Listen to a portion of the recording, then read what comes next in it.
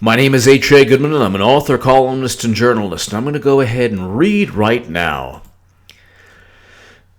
The New Yorker article by Jane Meyer and Ronan Farrow.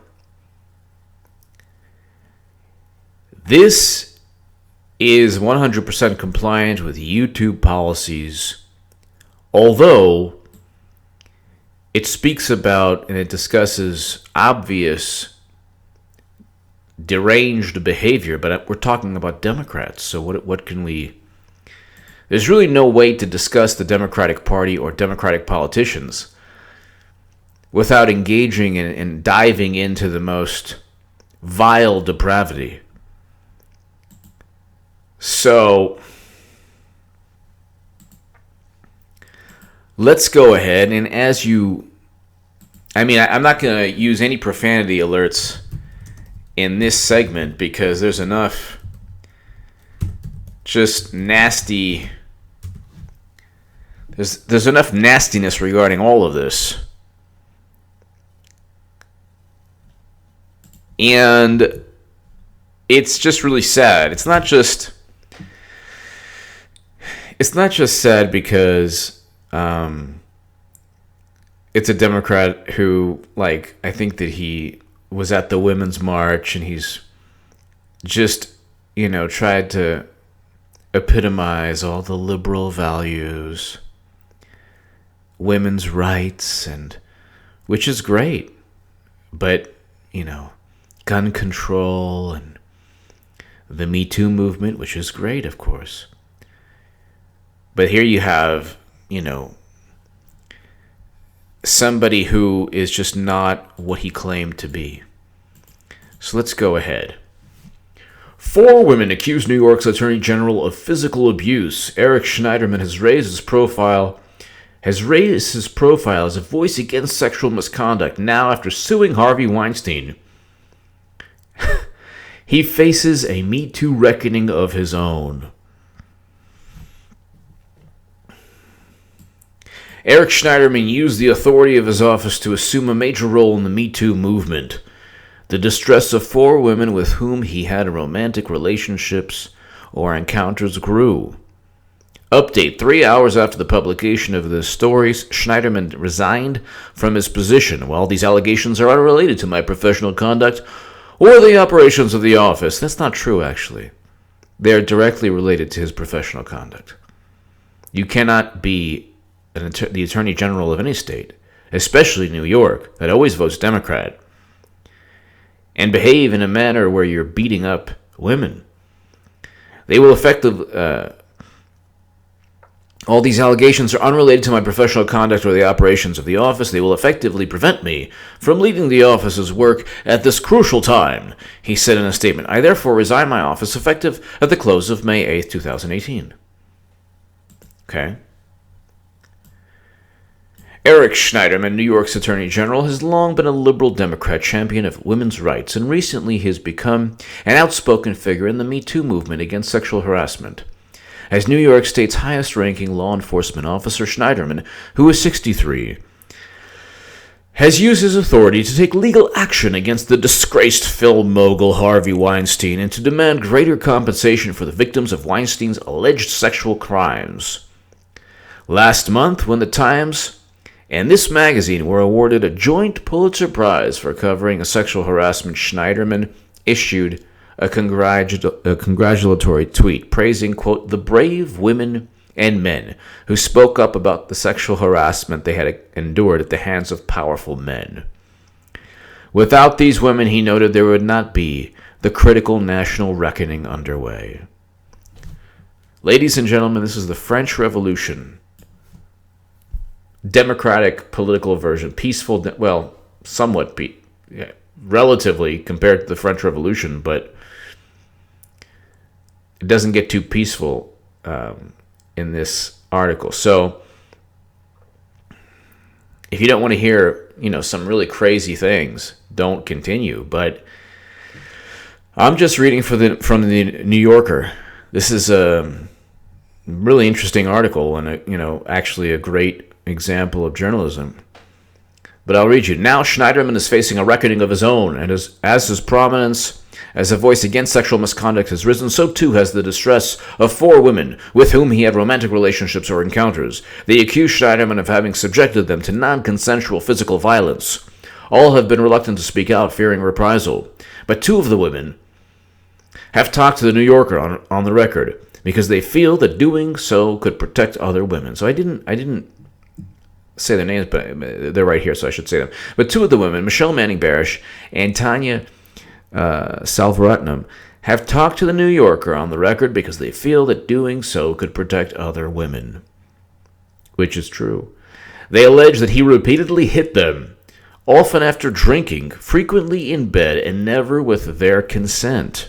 Manning Barish and Salvaratnam categorized the abuse he inflicted on them as assault.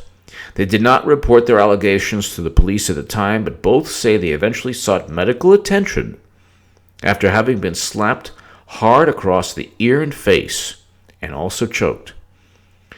Salvaratnam said that Schneiderman warned her he could have her followed and her phones tapped. And both say that he threatened to kill them if they broke up with him. Can you say democratic politics? The epitome of democratic politics. Schneiderman's spokesman said that he never made any of these threats. If they received medical attention, there's a record. There's a record of the. If you have, this is the thing. You have multiple people with a record of medical evidence that proves the assault, and you have numerous people who are experiencing the same assault. So, and the records are the most important. Medical records are the most important issue. A 3rd former romantic partner of Schneiderman's told Manning Barish and Salvaratnam that he also repeatedly subjected her to non-consensual physical violence. But she told them that she is too frightened of him to come forward. The New Yorker has independently vetted the accounts that they gave of her allegation.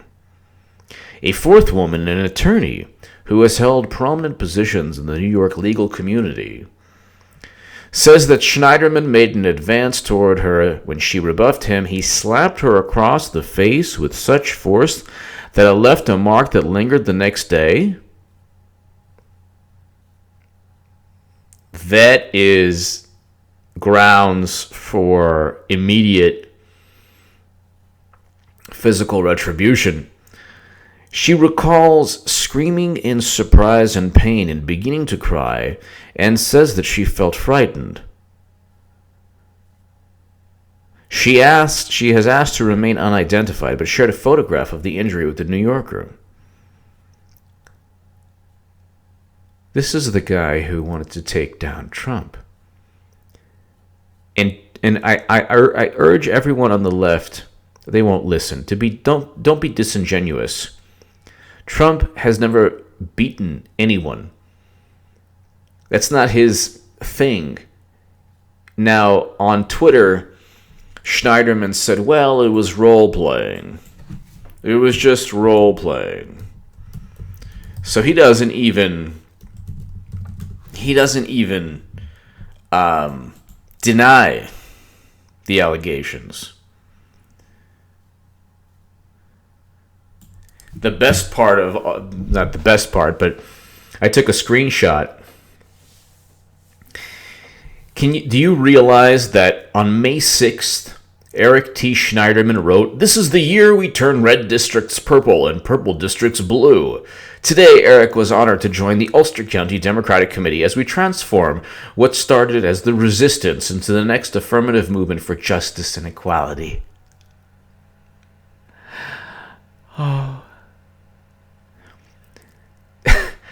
And then May 8th, May 7th, it was, "In the privacy of intimate relationships, I have engaged in role-playing and other consensual sexual activity. I have not assaulted anyone. I have never engaged in non-consensual sex, which is a line I would not cross. But apparently you'd cross a line, I don't know, of physical assault. Or slapping a woman for not reciprocating in advance.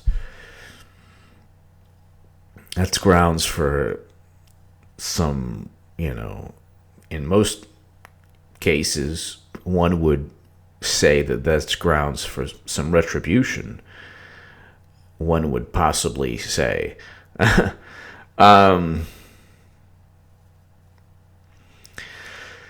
In a statement, Schneiderman said, I could have just read it from the New Yorker. Okay. In the privacy of intimate relationships, I have engaged in role-playing, another consensual activity. It's just role-playing. That's good. The Democratic public relations apparatus is always on point. They are never, ever off. It's always on. It's what? Attacking physically? Role-playing. Role-playing. I was Henry VIII, and, it's just role-playing. Manning Barish was romantically involved with Schneiderman from the summer of 2013 until New Year's Day in 2015. Sal Ratnam was with him from the summer of 2016 until the fall of 2017. Both are articulate, progressive, democratic feminists in their 40s who live in Manhattan. They work and socialize in different circles, and although they have become aware of each other's stories, they have only a few overlapping acquaintances. To this day, they have never spoken to each other. Well, they should speak to each other. That's obvious.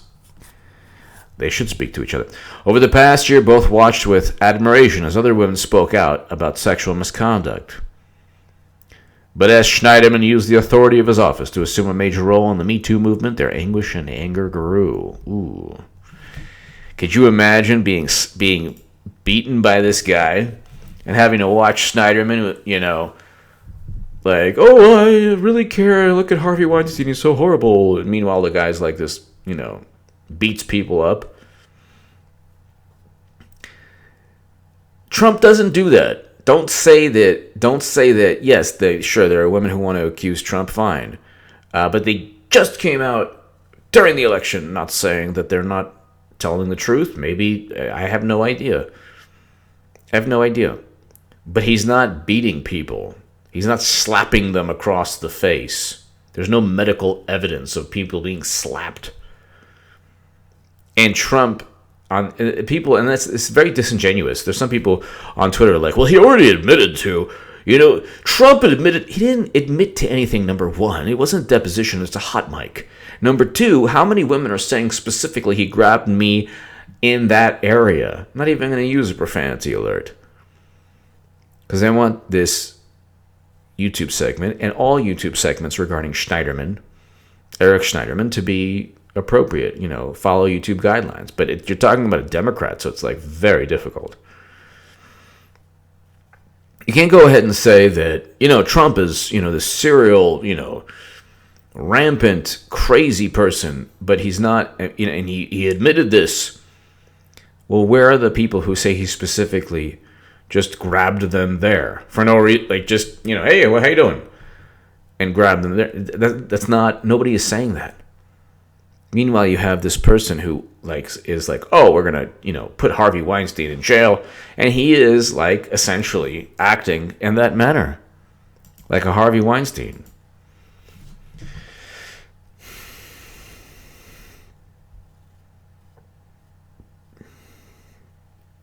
In February, 4 months after the first stories about Weinstein broke, Schneiderman announced that his office was filing a civil rights suit against him. At a press conference, he denounced Weinstein, saying, "We have never seen anything as despicable as what we've seen here, right here." On May 2nd, at the direction of the governor Andrew Cuomo, Schneiderman launched an investigation into the past handling of criminal complaints against Weinstein by the Manhattan District Attorney.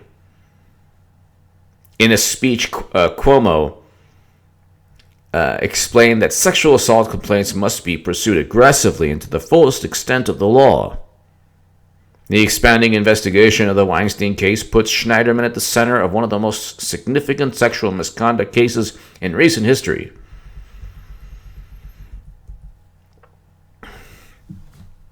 And again, Democratic politics. Schneiderman's activism on behalf of feminist causes has increasingly won him praise from women's groups. On May 1st, the New York-based National Institute for Reproductive Health honored him as one of the three, quote, champions of choice in its annual fundraising luncheon. Accepting the award, Schneiderman said, "If a woman cannot control her body, she is not truly equal." But as Manning Barry sees it, quote, "You cannot be a champion of women when you're hitting them and choking them in bed and saying to them, you're a effing prostitute," other name for it. I'm trying to get this good with YouTube, I don't want this demonetized, so it's a toss-up at this point. She says Schneiderman's involvement in the Weinstein investigation, quote, "How can you put a perpetrator in charge of the country's most important sexual assault case?" Wow. Silverman describes Schneiderman as a, quote, "Dr. Jekyll and Mr. Hyde figure," and says that seeing him lauded as a supporter of women has made her feel sick, adding, quote, "This is a man who has stalked his entire career, his personal narrative on being a champion for women publicly, but he abuses them privately. He needs to be called out." And that's Democratic politics for you, isn't it? Schneiderman's behavior is wrong inherently. It is inherently vile. You don't just beat people up and slap people and, hurt them. I don't care, the whole role-playing, whatever.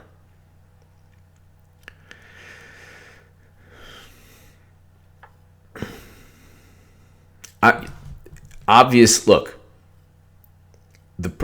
if there is that situation, two people have to be into it. Obviously, if this guy's into it and the women he's with are not, then it's not cool, and it is an example of Democratic politics. The guy is a hypocrite. The Democratic Party doesn't know what the word hypocrite means. They espouse one thing, they do another. Their actions do not correspond with their lofty ideals.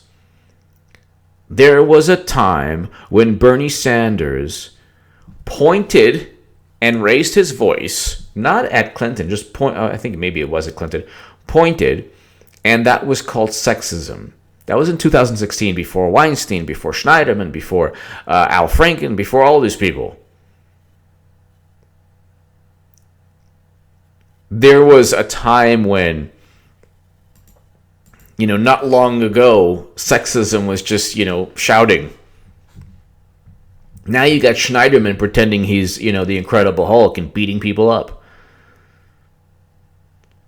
And he's talking about, I'm so, for women. And it's the same as a televangelist. It's the same as a religious figure of any religion who goes ahead and says, give to me, and I'm going to pray for you, and give to me, and give, you can buy this and buy that, and, give to us and donate. And, there he is engaging in activity that he says people are going to go to hell for. This is not, the Democratic Party has a huge problem, and it's not the fact Schneiderman's actions are, vile on their own. Forget about politics. That's, they're vile. But when you pontificate and when you lecture and when you have these, when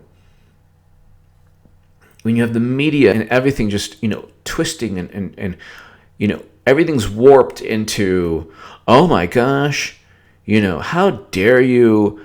I'm outraged. How dare you? This is, conservatives are all deplorable. Deplorable?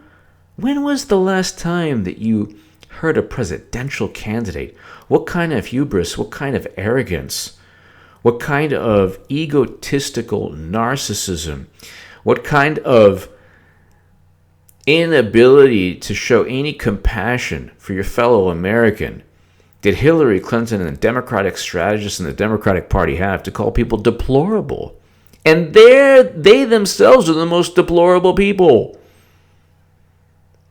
Bill Clinton has a sexual misconduct Wikipedia page. Anthony Weiner is in prison right now, and his laptop contained classified intelligence with pictures of you-know-what.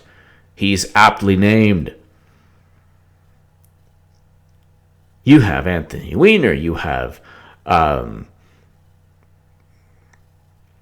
Bill Clinton. Now, with Elliot Spitzer, I don't blame. That's not, that was just a sex scandal, and that was, between him and his wife, and okay, but he was called out because he was going prostitutes, fine. But with he shouldn't have done that as, at the post he was at, but, the position he had. But this is vile. Schneiderman, beating people up, and then he's saying how he loves women's rights. It's just typical Democrat. Manning Barish notes that many of her friends attended the NIRH luncheon. The hypocrisy is epic. He's fooled so many people. Manning Barish includes herself among them. She says that she met Schneiderman in July 2013. Through mutual friends, she had become a blogger and political activist after opposing her younger brother's deployment to Iraq and working with groups such as MoveOn.org. Amicably divorced from Chris Barish, a hospital industry executive, she was a single mother with a young daughter and socially prominent friends. Schneiderman, who was rising in Democratic politics after being elected Attorney General in 2010, was also divorced. His ex-wife, Jennifer Cunningham, a lobbyist and political strategist at the firm SKD Knickerbocker, currently serves as one of his political consultants. They have a grown daughter. Manning Barish said that she fell quickly for Schneiderman and was happy to be involved with someone who seemed to share her progressive idealism and enjoying her feistiness. Page 6 chronicled the romance, calling her a ravishing redhead, and noting that a fundraiser, the television producer Norman Lear had introduced her as Schneiderman's bride-to-be at a fundraiser. But Manning Barish began to see signs of controlling and abusive behavior. Soon after she started dating Schneiderman, he told her to remove a small tattoo from her wrist. It wasn't appropriate, he said, if she were to become the wife of a politician. That's ridiculous. That's ridiculous. It is ridiculous because politicians are known to be slimy and shady and underhanded. A wrist tattoo is not going to be,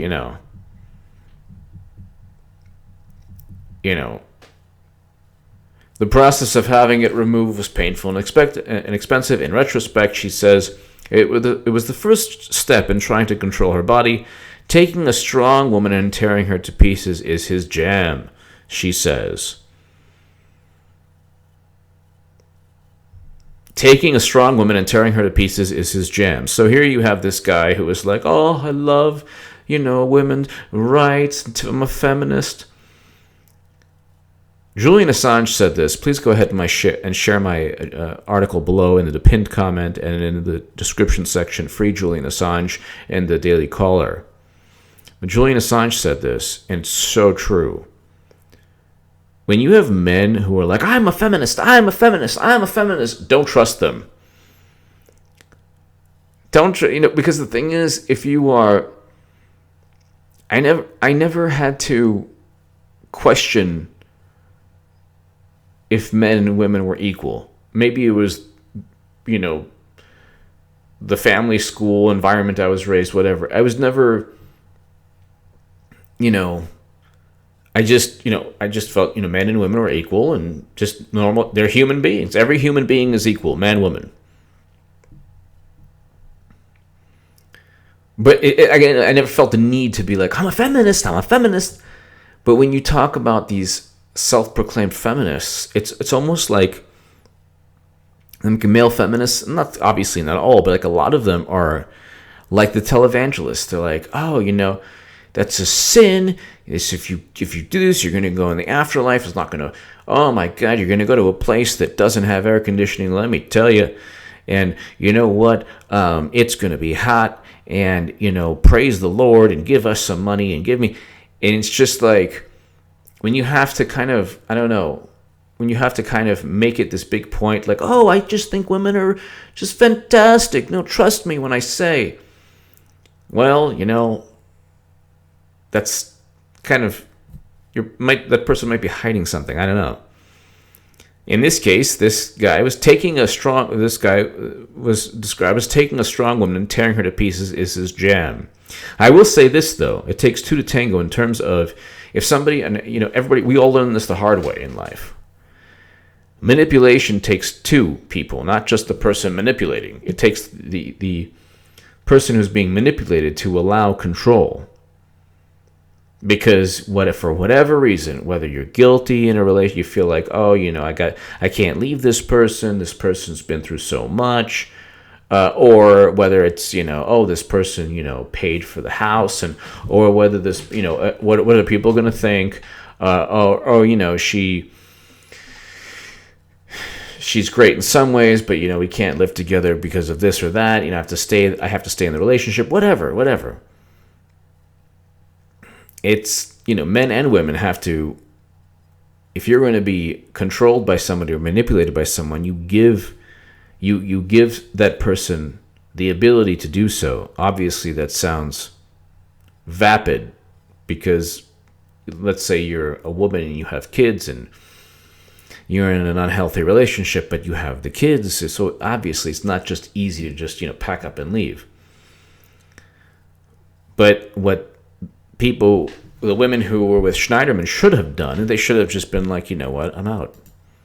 Easier said than done, I understand, but they should have said that. About 4 weeks after they became physically involved, she says Schneiderman grew violent. One night, they were in the bedroom of his Upper West Side apartment, still clothed but getting ready for bed, and lightly baiting each other, as she called it. He called her a prostitute, another word, and she talked back. They had both been drinking, and her recollection of their conversation is blurry, but what happened next remains vivid. Schneiderman, she says, backed her up to the edge of his bed. Quote, all of a sudden, he just slapped me, open-handed with great force across the face, landing the blow directly into my ear. Manning Barris said, it was horrendous. It came out of nowhere. My ear was ringing. I lost my balance and fell backward onto the bed.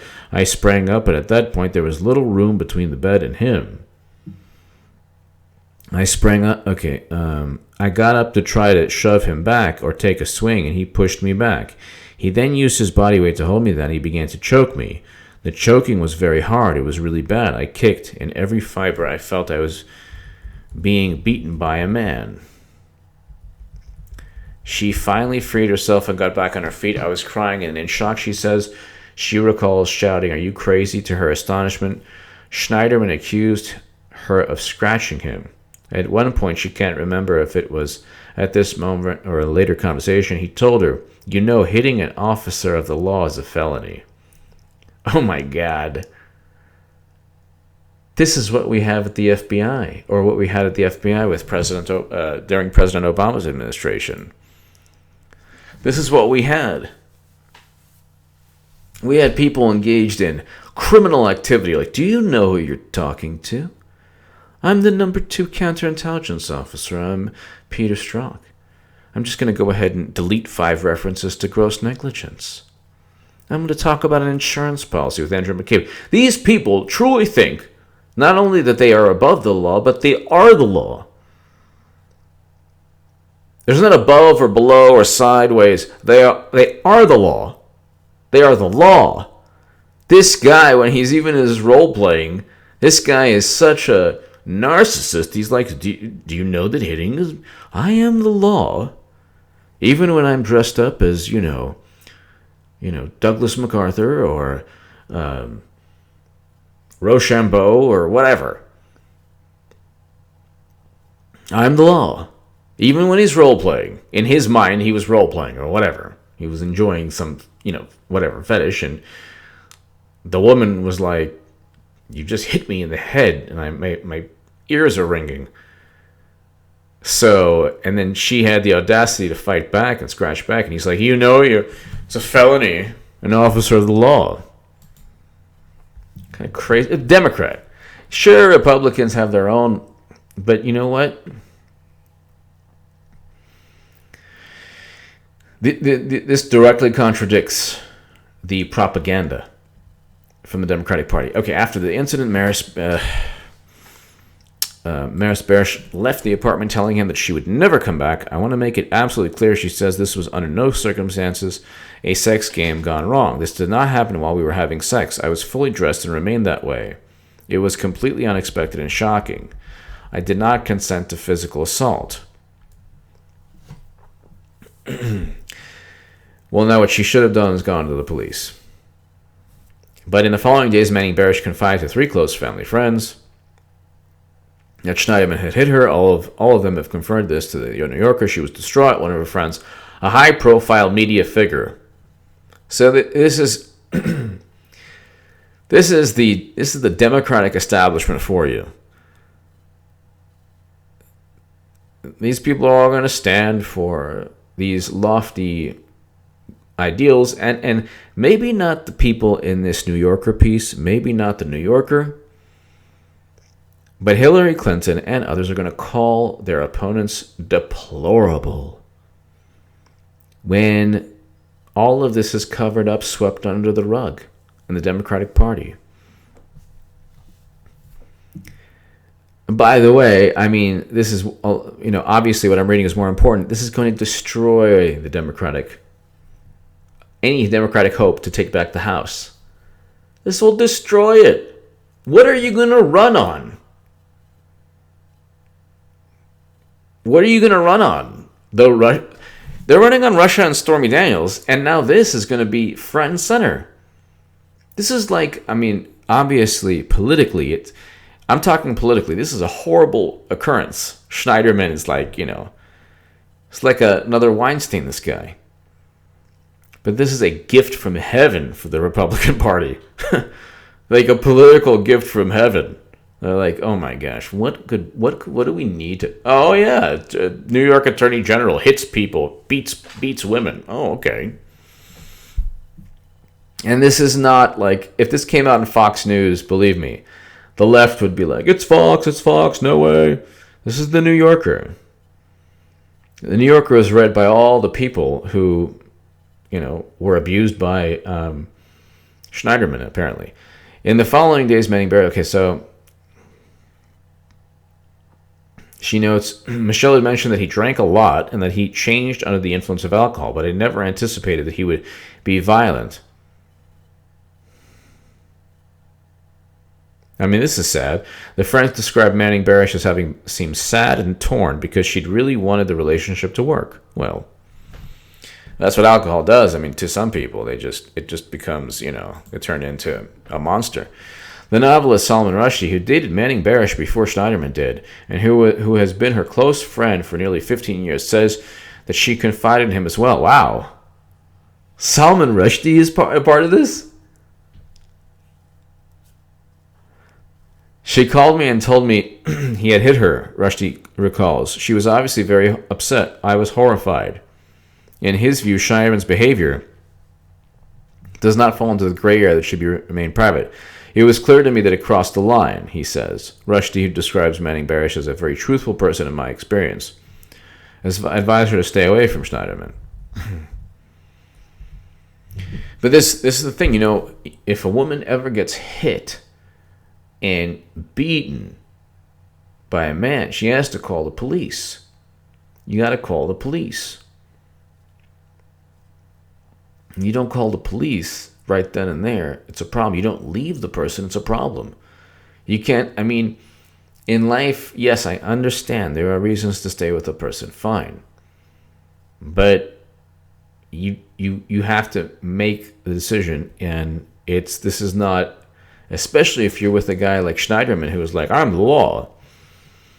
But Manning Barish went back to him, a decision she regrets. See, you can't. After the attack, she says Schneiderman called her a few days later on a weekend afternoon, his security detail, this is amazing, drove up to her apartment. And he showed up at her door with an armload of flowers and a case of wine. She found the wine surprising, given the fact that the alcohol had fueled his violent behavior. She recalled saying over and over, "You hit me, you hurt me. You should never hit a woman." But he didn't want to talk about having hit her. The hitting was not an issue for him. Before long, they reconciled. So, I mean, how do you don't get back with that type of person? Manning Barish says that her ear bothered her for months. It often felt painful and clogged, and she kept hearing odd gurgling sounds. Once, blood trickled out, reaching her collarbone. Oh my God. Eventually, Manning Barish sought medical help from Dr. Gwen Corrivan, an ear, nose, and throat specialist. They confirmed that on September 13, 2014, Corrivan found and removed dried bloody crust from Manning Barish's ear. "I was protecting Eric," Manning Barish said, "and I was ashamed. For victims, shame plays a huge role in most of these stories. I want people to know that." Well, of course, and no, but I'm not judging anyone who... I'm not judging anyone. I don't judge. I'm not like people on the left. The new religious right is the left. The people, like, the right bit off more than it could chew and, overreached when it was saying, this is bad and that's bad. You can't do this and, God doesn't want this. Well, it's not, don't speak for God. You don't know what God's thinking. You can make a guess, or you can kind of say, for certain things, you can say, oh, well, God wants this, fine. But you can't just say, oh, well, listen to me, and if you do this, you're going to go to hell, and oh, by the way, then you find out the televangelist is a complete hypocrite. But now the left is the oh, you're deplorable, you're doing this, you're doing that, you're not worthy.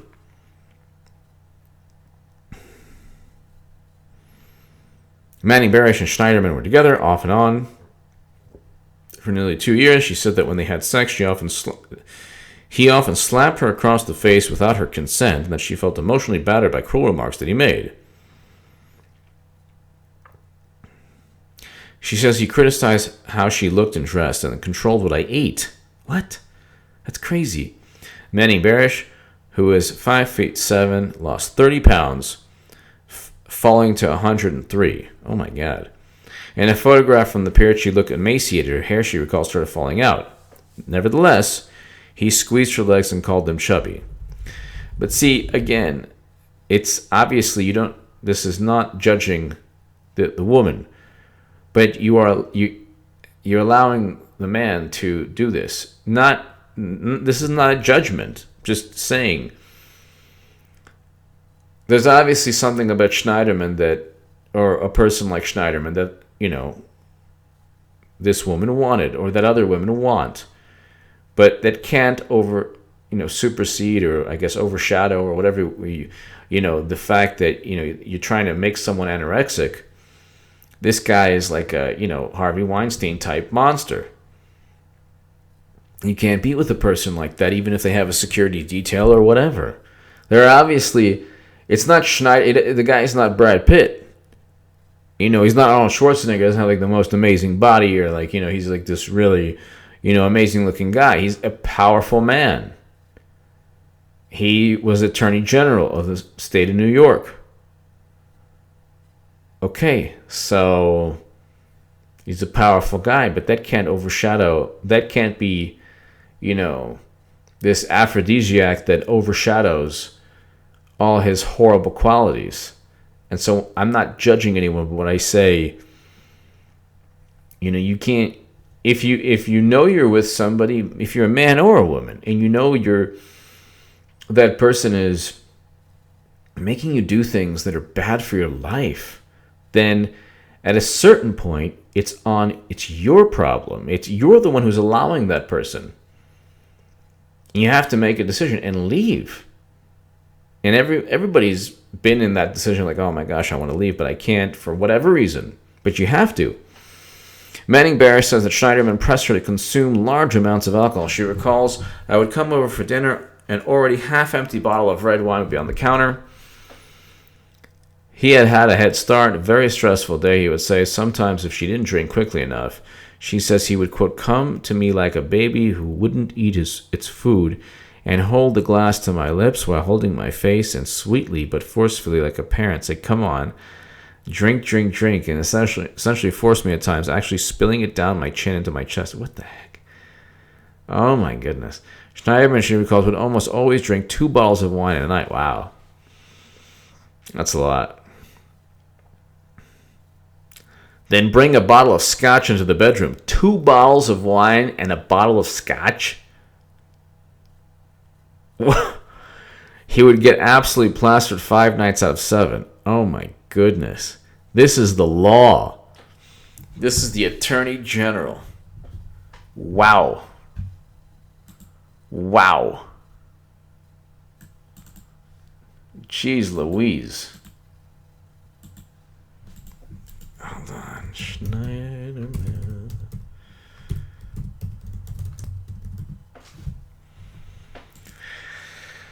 Okay.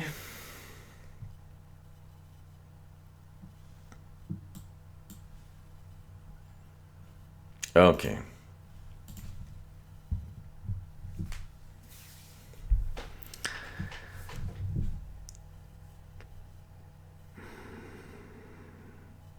He literally fell on his face in my kitchen, straight down like a tree falling. Oh, that's what happens when you drink that much. Another evening, he smashed his leg against an open drawer, cutting it so badly there was blood all over the place.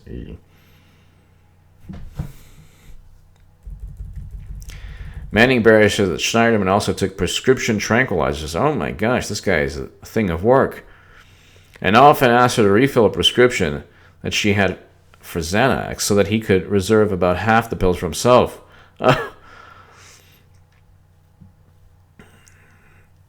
This guy is like a sick puppy. And I mean, he like wine, scotch, Xanax, all.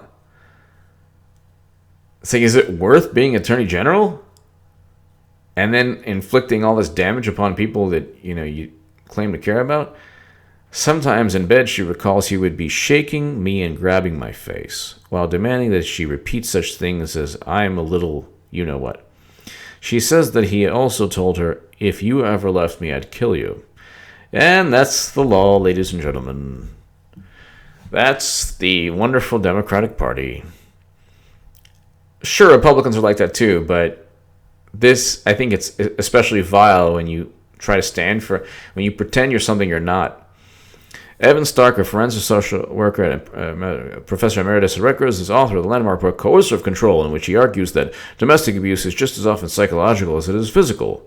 Abusive men, he says, often terrorize and control their partners by demeaning them, particularly about the traits or accomplishments which they are proudest.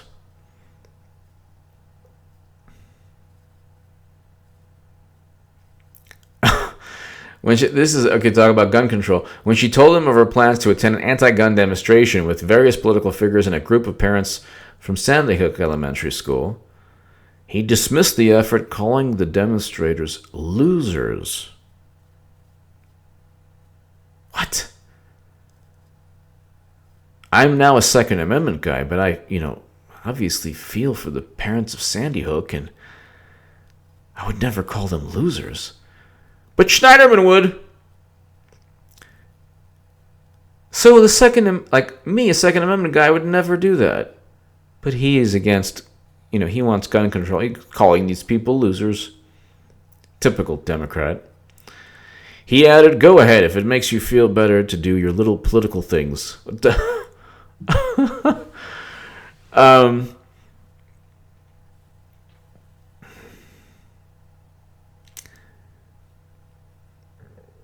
Okay, okay.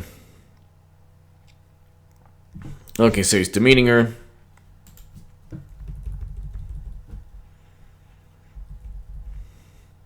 Since the #MeToo movement began, Manning Barish has been active on social media platforms cheering on women who have spoken out, including those whose accusations prompted the resignation of the Minnesota governor, Al Franken. Once she made an oblique reference to Schneiderman on social media in connection with a political issue. He called her and, in a tone that she describes as nasty, said, "Don't ever write about me. You don't want to do that." Oh, yeah? Oh, yeah, Schneiderman? What are you going to do? Huh? What are you going to do? You just resigned, buddy. You just resigned. And don't think that Trump and the Justice Department and the media, the same media you thought was under your thumb, is going to come. I mean, the liberal media is interesting. They're going to go ahead and they'll attack Schneiderman with the same force they attacked Trump. And actually, in some ways, in an even more vicious manner, because he's not who he claimed to be. Manning Barish says that she took his remarks as a threat. Well, of course, you don't want to do that. Okay, he's the Attorney General. This is like Tammany Hall politics. Just as she took seriously a comment that he'd once made her after she objected to him yanking her across the street, she recalls him saying, "Jaywalking is against the law." And him responding, "I am the law." Interesting. You are the law? Oh. If you ever go to prison, you can say that to your fellow prisoners. I am the law. Ain't going to work too well behind bars. Manning Barish says if there is a sentence that sums him up, it's that. That's Comey. That's actually Comey right now, too. Even still, he's not even an FBI director. He's like, I'm the law. I'm the law. Okay.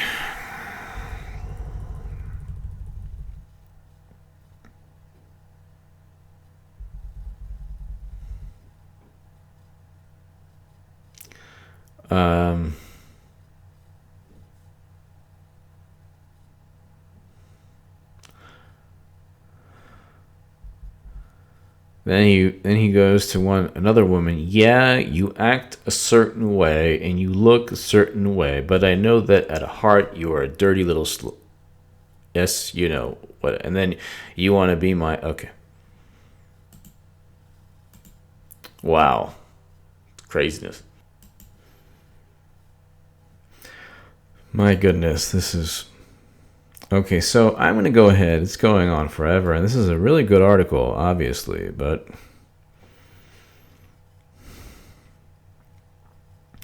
the guy has a horrible, horrible drinking problem. He hates Trump.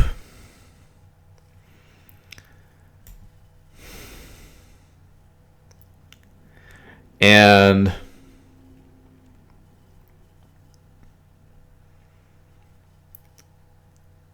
This is not, strictly the domain of Democrats. Of course, there are Republicans. We talk about Missouri right here.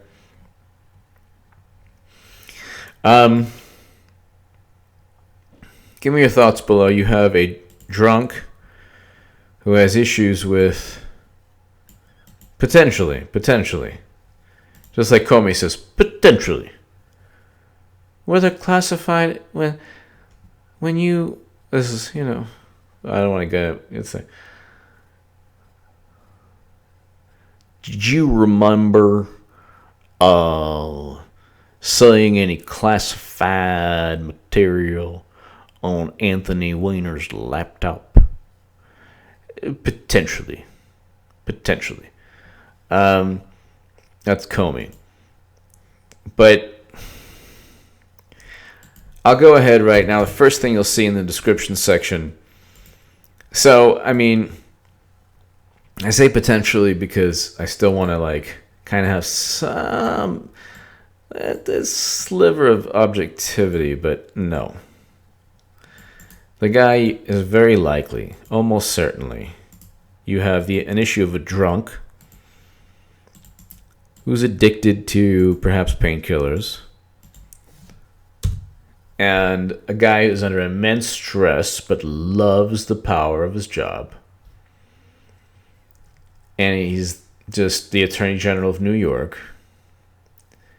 He's a power player in a city of, very influential people and, largest city in the U.S., one of the largest cities in the world. He's the highest law enforcement officer. And this guy is the law, and he happens to go ahead and beat women. And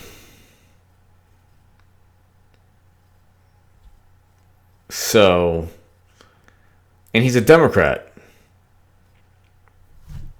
Give me your thoughts below. Share this segment everywhere. These are the people who are going to save you from Trump. He wasn't deplorable. He was one of the good guys.